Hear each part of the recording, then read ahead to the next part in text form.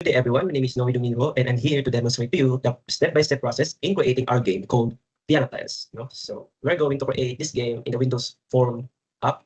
And yeah, so first let's create a project.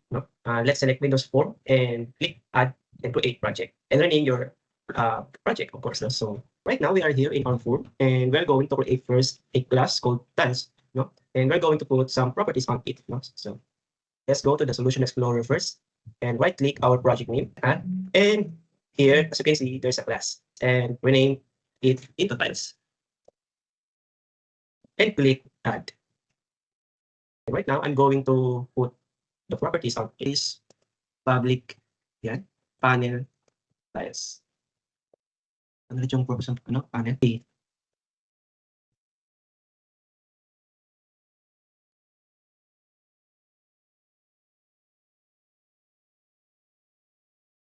So ayan, daan na natin matapos yung constructor natin, which is yung int left and int top. Ito yung para sa location ng ating tiles. So I will add here some properties for our tiles. Here, tiles.height is equal 96, semicolon. Another properties for width is equal to 96. Next is for left. Left, top, right, top, panel, public panel, panel. Okay, so the name is yan. Tiles equals new panel. Yan.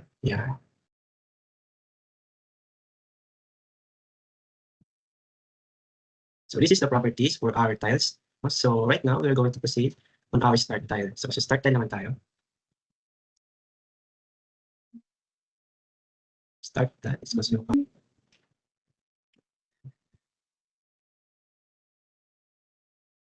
This is the properties for our start tile. And right now, we're going to create a behavior of our tiles, which is yung movement feature niya. So we're going to declare first for the movement, which is private pool, start.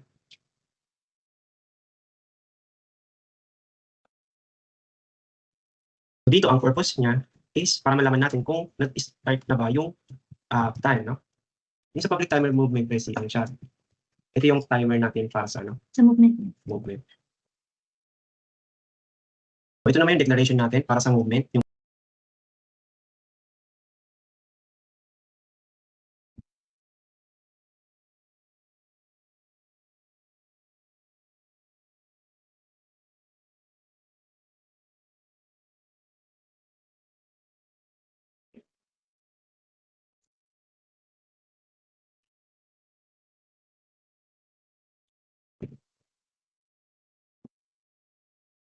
dapat mali. Bakit kasi? Nakaano siya.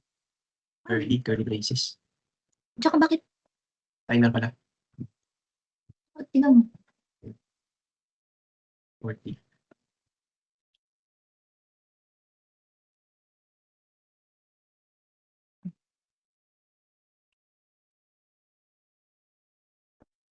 Para sa ulit yung movement tick, yung tick na word.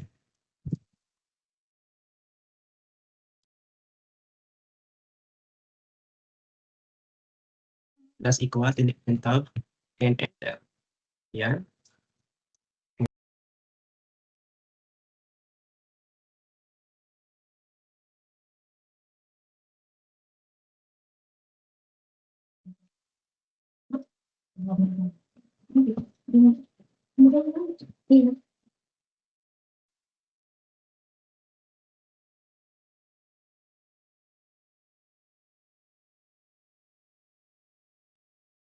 Kasi yung tiles na sa taas yun, di ba? Yung 705 na yun, salwit yan. Ay, sorry.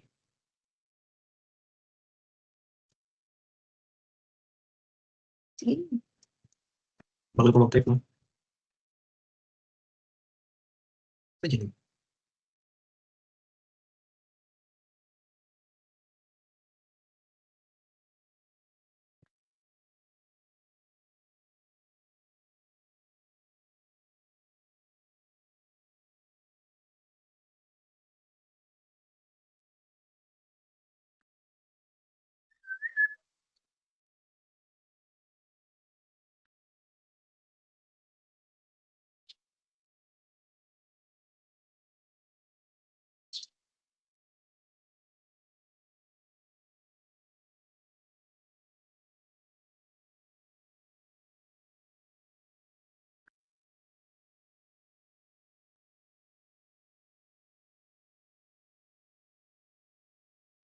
Balik tayo dito sa if statement dun sa start. Lagay lang natin siya sa baba ng movement that start. Sunod siya. Tiles. That. Ayan. Tiles that. May-dispose yung tiles. So yung i-code lang natin dito is yung pag-dispose ng tile. So this is our coding para sa tiles sa tile class natin, no? Dumako naman tayo sa form natin which is yung form 1, no? So punta tayo ng toolbox. Search lang natin button. Okay? Button, and gusto ko siya ilagay dito. Yan, copy paste na lang natin yan.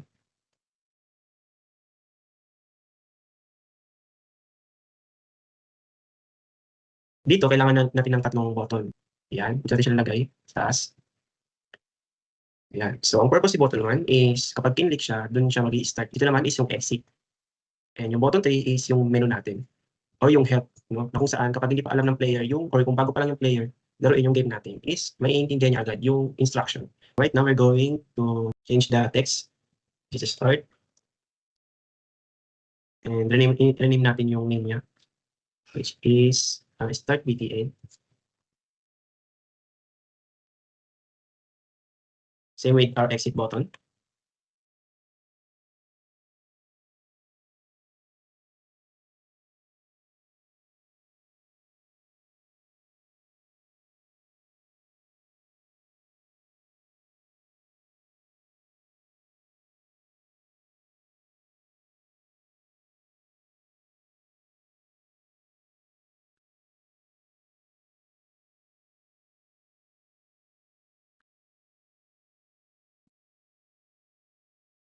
Button na kung saan magpo-proceed siya doon sa form no difficulties, which is yung easy and medium. Next one is the exit button na kung saan kapag ayaw na maglaro is pwede lang i-exit na lang yung game, no? So here we have the help button wherein this is the instruction na pwede maka-help sa mga players, sa mga baguhan, no? Para malaro nila ng maayos yung game natin. So before I proceed to code these buttons, I would like to create first a forms, no? So start from button. Let's proceed to Resolution Explorer. Right-click our project name and click Add, and click the forms, no? So let's rename this as Start Form. Start Form. Okay, Add. Ayan. And then balik tayo doon sa form design natin. Let's create a form for help. So Explorer. Ayan. And then let's rename it as help form. And then click Add. So since we're done creating a help form and start form, let's proceed to the saan na yung natin? Ayan, saan na yung Ano Hinanap ko yung designer. yun? Ang ginagawa mo. Designer ng foreman? Tingnan mo, nakanisa mo. Ayan.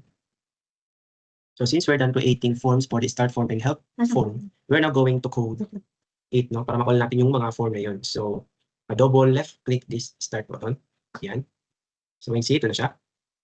Ayan. Code ko naman.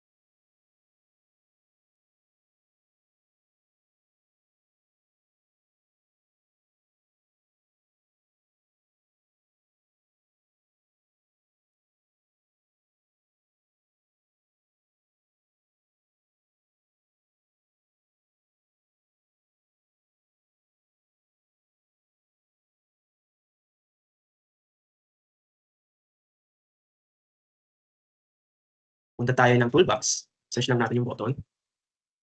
And then, lagay lang natin siya dyan. Ano kasi?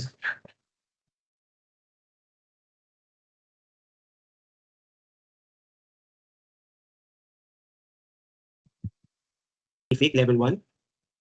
And another button is level 2.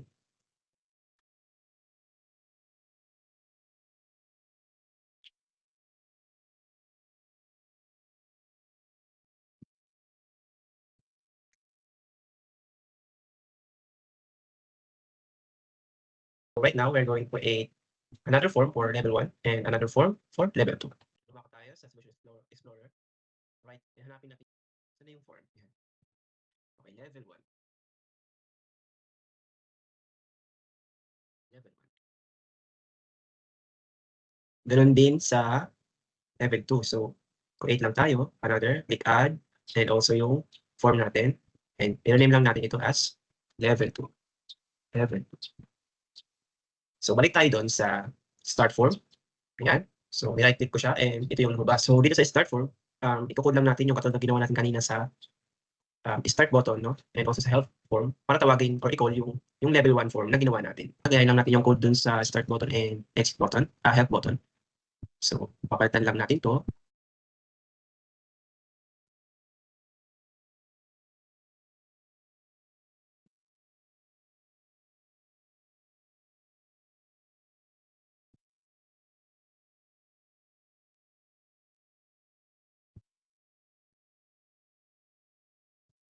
Ayan. So next naman natin is yung level 2. Pero lang din ang gagawin natin. So, gayahin na lang natin to.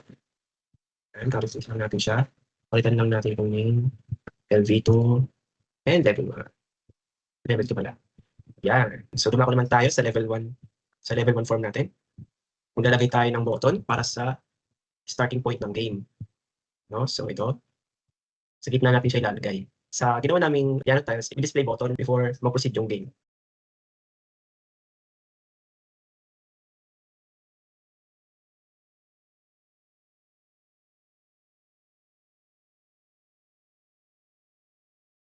We need 2 buttons here. So I already done adding button for start and also for the return button natin, right? So click lang natin to. Ayan.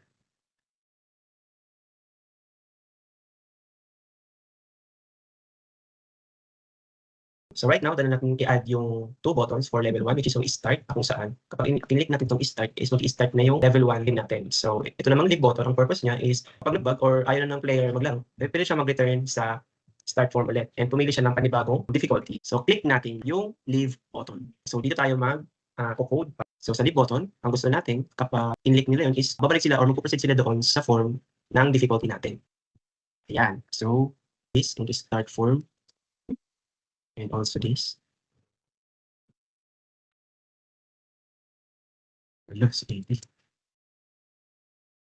So right now, dala natin i-code yung leave button. No? Ito yung code. Kapag in-click nila yung leave button, is mapupunta sila sa start form. Doon yung difficulty level natin, level 1 and level 2.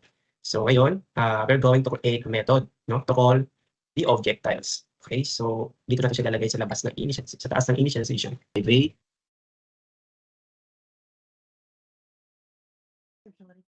Wala kang sinabi. Uy, maingay kami. Ulitin mo lang. Hindi, wala nga naman pala. Spawn tiles. Equals to tile. Hindi mo nakapagod. Alam niyo po kanya. Gay ka kapatid. Hindi natin lang nakakalago. Uy, kapatid mo precious. Di mo ko po. Hindi mo yan sige rin. Nagahakal ni.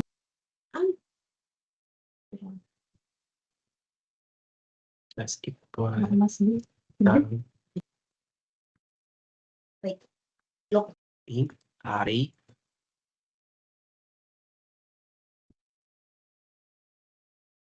Spawn equals. Kasi na hindi ako ng bangko. Napakayos niya. 50, 150. I think di mo na ata kailangan mag-exam. Oo. Andiyan lang si Jan. Ano magagawa niya nga? Wala naman din yan, di ba?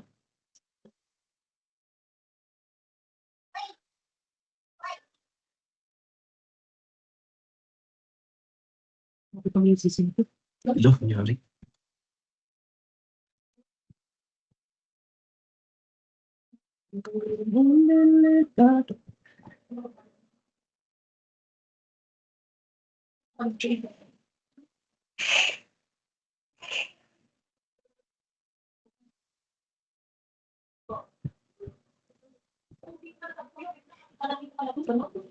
So here is the syntax, no? Para doon naman sa location ng ating tiles, no? So first column, second column, third column, fourth column, and fifth column. So randomly siya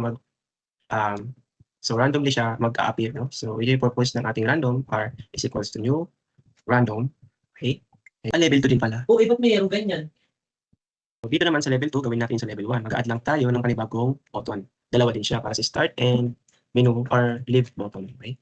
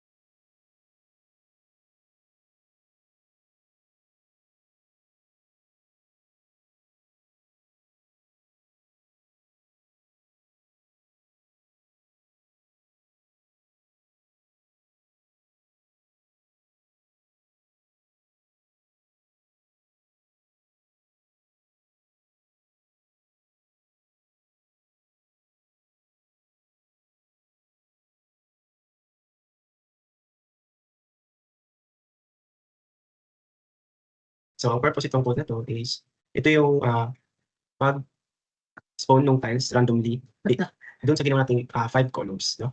So ang next natin gagawin is that controls Siyempre, add mo yung tiles sa phone. that add saan? Tiles. Ayan. Ito yung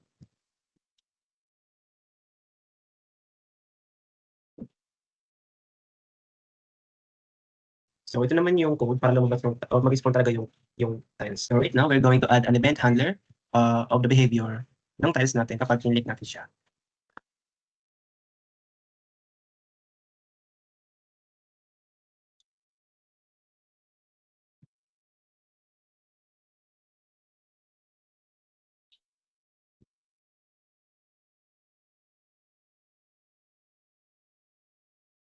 Ayan.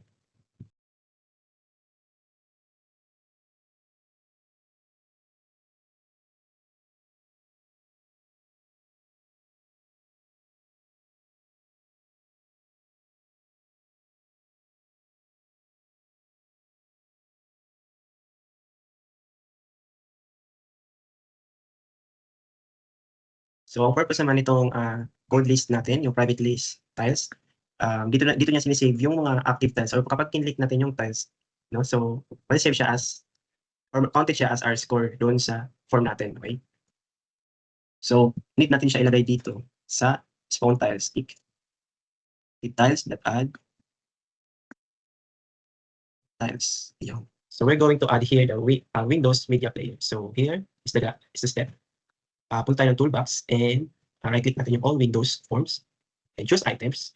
And let's wait for the moment. So, yan, and then punta tayo sa Windows Media Player. need natin to i-click plus, no? So yan, click and then click OK. Then i-add lang natin siya dito. Ayan siya. Antayin lang natin, nag-loading siya. Yan. Yan natin siya ilagay dito. Mahalaga to class para mag-play yung music natin. Okay, so right now I'm going to add a song dito sa Solution Explorer. Okay, ito, project. Right-click lang natin yung project name natin and then add and system item.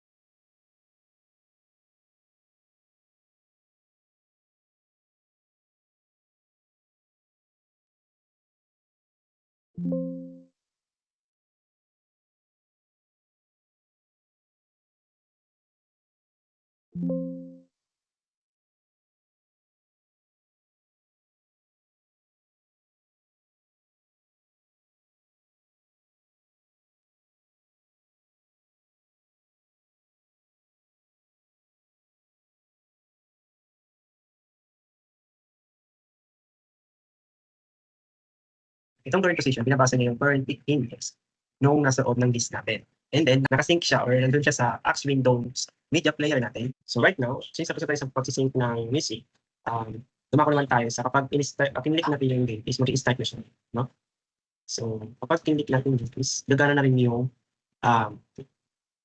ginawa natin code para sa volume fix or yung beat natin para mag-sync in siya. So right now, we are going to, yung kapag kinlik natin yung start button is mag-i-start yung lahat. Yung lahat, pati yung movement, yung beat, nakasync na dun sa music. No? So, ang gagawin right now is driving.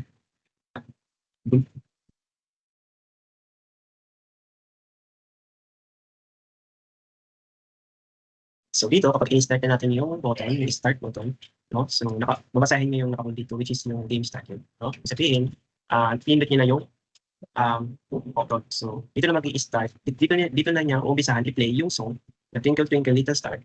No? Tapos, i-start niyo pag-spawn ng tiles and also, i-dispose niya yung start button. So right now, since dala natin yung yung pag-start ng game gamit yung start button, dito na natin ipapasok yung game over, no? Para na i-add natin isa itong feature ng game natin para maging exciting na. So, private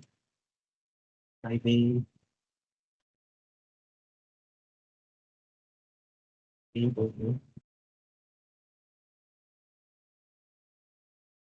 Create tayo ng boolean type, no? Na boolean data type para sa game over natin, which is yung private bool game over is equals false. So ngayon naman mag-add tayo ng datetime method, no? Para mapanatili natin yung pag-track ng tiles natin kapag na-miss or nagkaroon na or hindi niya napindot yung tiles.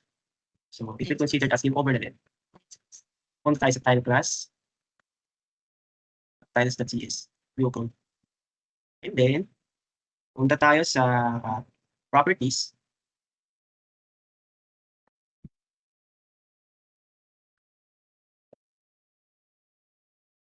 Spawn tree. And then, spawn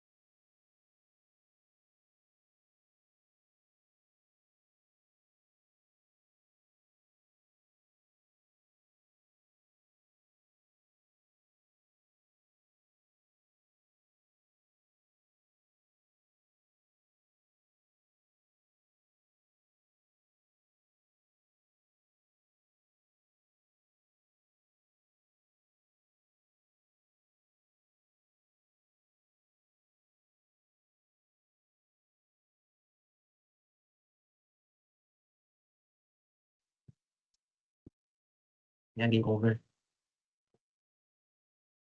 Ano?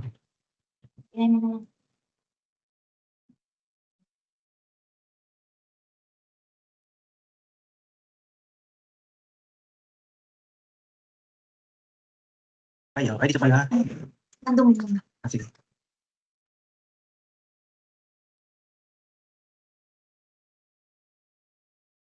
Ano ulit yan? Game over. Okay lang.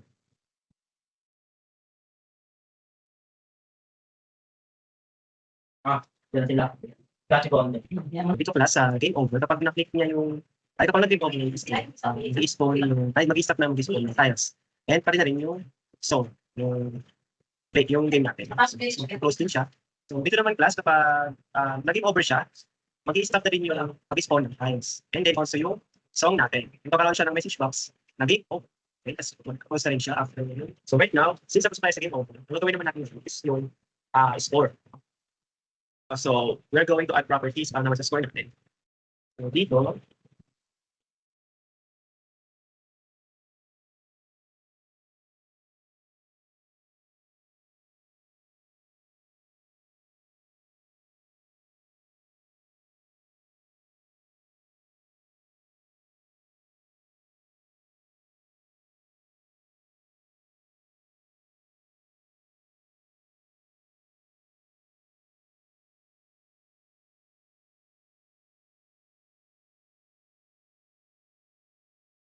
okay, so private, and ang data type natin is integer. Okay?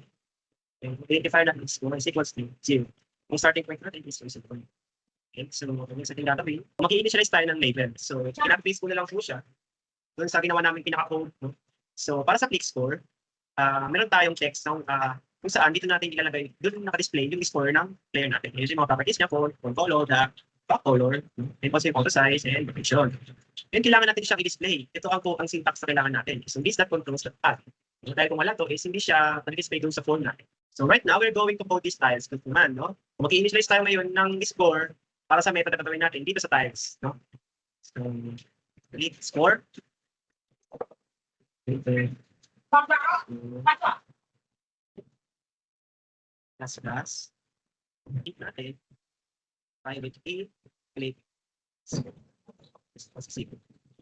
Para call natin siya sa ayan.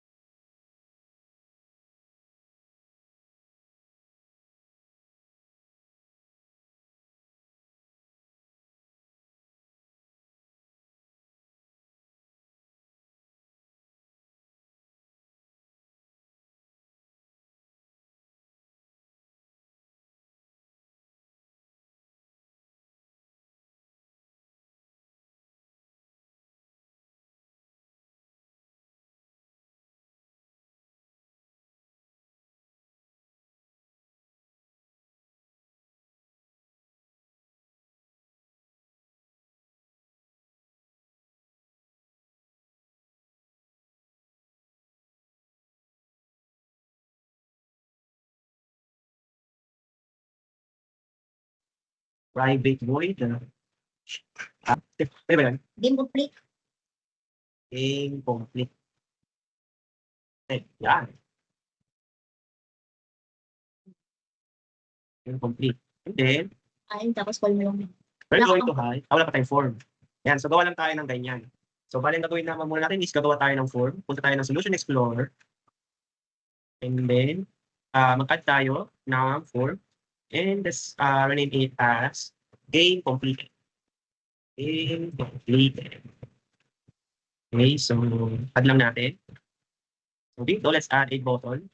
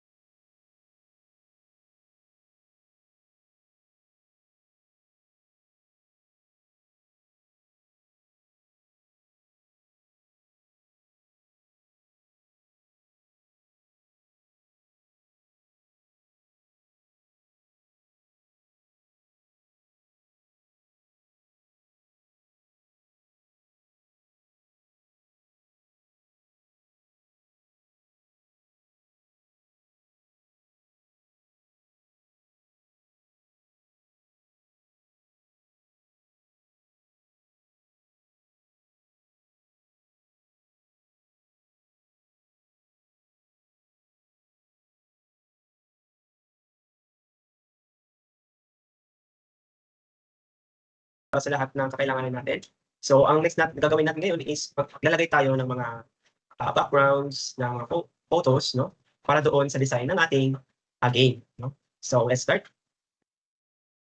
Unahin natin muna yung ano na yan? Sabi ko siya, kahit mo na ipakita eh. Ano na ipakita natin? Sige. Okay na yan. Oo, sabihin mo, and i-initialize yung mga photo sa mga object katulad ng sa tiles natin. And I'm going to initialize. Ano yun? I-initialize mo yung picture dun sa tile. And I will initialize the pictures doon sa tiles, no? Para hindi naman para mukhang basic lang itsura ng form natin, ng tiles natin. So later on, for the next clip, I will show you the final result nung game natin. Wait, no? So the next clip, I will show you the final or the result of our code or ng game natin, no? So stay tuned. So, good morning, Sir Serrano. Good morning, classmates. My name is Noe Domingo, and I'm here to present to you our created game, which is called the Piano Tiles. Now, as you can see, we have 3 buttons here. The menu button for instructions. Next is yung start button. And lastly, yung exit. So, dumako muna tayo sa help form. No? Dito sa help form, ito yung mga instructions, no? Para sa mga baguhan pa lang sa Piano Tiles. And then, kapag tapos na nila maunawaan yung game, click lang nila itong close. Ayan. And then, saka babalik dito sa pinaka main form natin. So, dumako naman tayo sa start. Kapag in-start natin yung game, pupunta siya dito sa difficulty stage, which is yung start form natin. We have level 1 and level 2. So, dumako muna tayo sa level 2, sa level 1. I will complete the game. So, we have here the button para i-start yung game. And we have here the leave button, no? Na kung saan pupunta siya doon direkta sa main form ulit. Okay, so, tingnan natin, try natin. Start. Ang unang kanta ko natin dito is yung Twinkle Twinkle Little Star. Ayan, naging over siya. So can see kapag hindi natuloy yung or na-miss natin yung isang tile, automatic game over and maglalabas siya ng final score which is 3 lang yung nagawa natin or na-click natin na tile. So kumpletuhin natin siya. Akasan muna natin. Ayan, okay lang natin. So break tayo dun sa then start natin siya. Ayan. Start natin. Doon tayo sa level 1 and start natin yung game.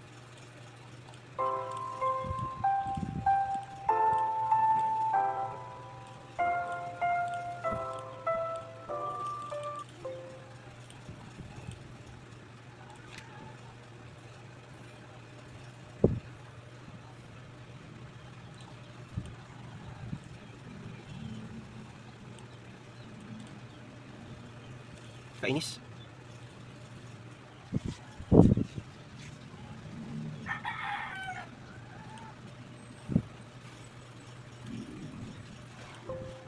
Bakit naglalag?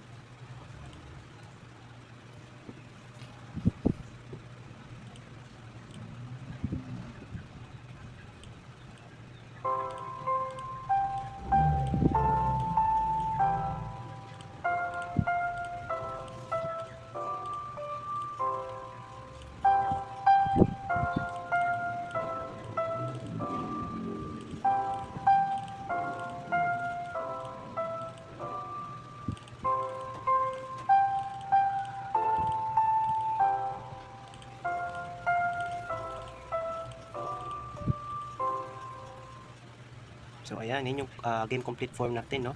Congratulations, level complete. And we have here the close kung ayaw nila maglaro, and proceed sila sa home kung gusto pa nila maglaro ulit. Okay, so next one is yung level 2. Ayan, kahit di natin ito tapusin. Song nito is yung Canon D.